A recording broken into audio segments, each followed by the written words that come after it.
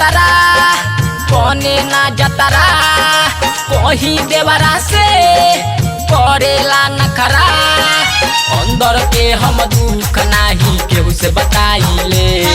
अरे अंदर के हम दुख नाही केहू से बताइले रोज ढोरी में हम लोही सटा के काम चलाइले ढोरी में हम लोही सटा के काम चलाइले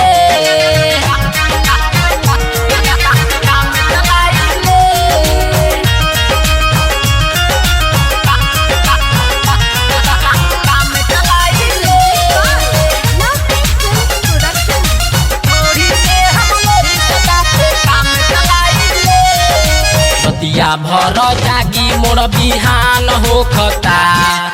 नैहर के जो गावल चीज जियान होखता रतिया भर जागी मोर बिहान होखता नैहर के जो गावल चीज जियान होखता छौ समझ में आवे नाई बात अपनाइले छौ समझ में आवे नाई बात अपनाइले रोज ढोरी में हम लोही सटा के काम चलाइले ढोरी में हम लोही सटा के काम चलाइले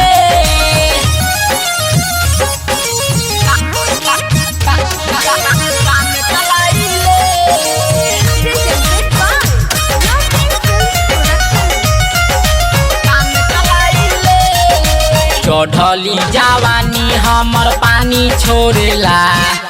नंदन नीर तोहसे ना दर्द बुझेला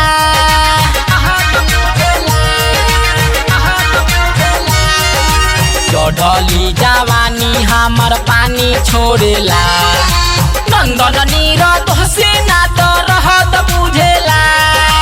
अपन तवा पर रोटी रोजे हम पकाइले अपन तवा पर रोटी रोजे हम पकाइले सुन ढोरी में हम लोही सटा के काम चलाइले ढोरी में हम लोही सटा के काम चलाइले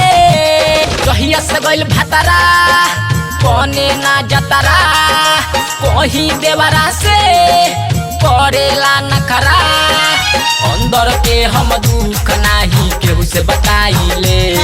अरे अंदर के हम दुख नाही केहू से बताइले